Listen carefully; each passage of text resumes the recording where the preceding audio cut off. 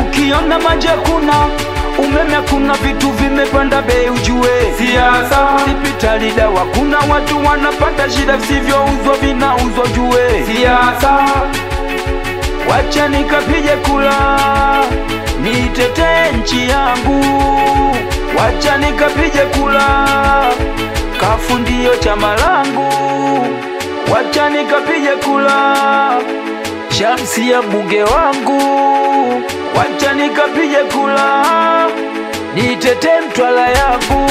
Tusizalau ndugu wa Tanzania, ule wakati muda umeshafikia, tusisahau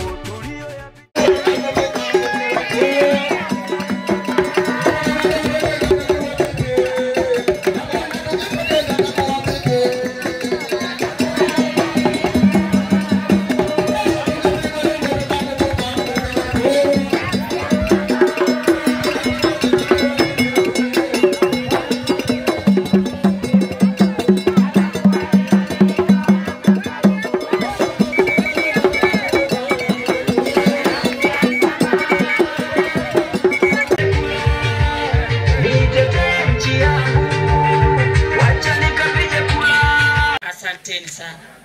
Kwanza nichukue fursa hii nimshukuru Mwenyezi Mungu kwa kutujalia afya nzuri, na leo hii tukaweza kuja katika kijiji chetu cha Mnawene. Ndugu zangu wa Mnawene, tumekuja mbele yenu wana Mnawene, tumekuja kuwaomba kura ikifika siku ya tarehe 29. Nimekuja kumwombea kura mama yangu Fatuma Mselem. Ninawaomba sana wana Mnawene, mumpe kura za kutosha awe diwani kwenye kata hii. Lakini pia nimekuja kuwaomba kura mimi Shamsia mama Ngangali. Ninaomba munipe kura za kutosha ikifika siku ya tarehe 29 niwe mbunge tena kwenye jimbo hili.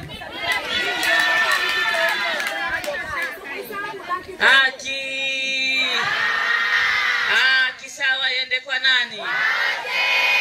Wale wasiojua haki.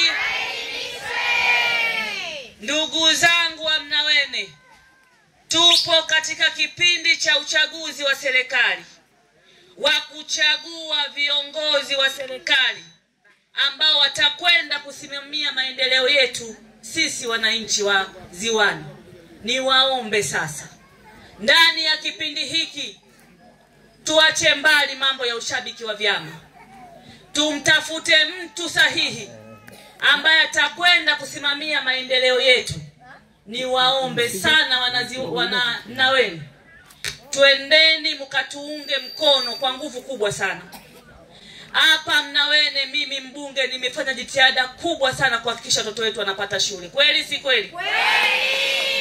Mara ya kwanza nilileta mbao, misumari, bati, mnakumbuka?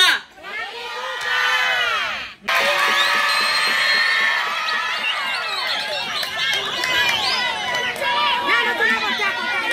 Tarehe 29 natupa kula bibi na mama yangu Mselem. Wangapi?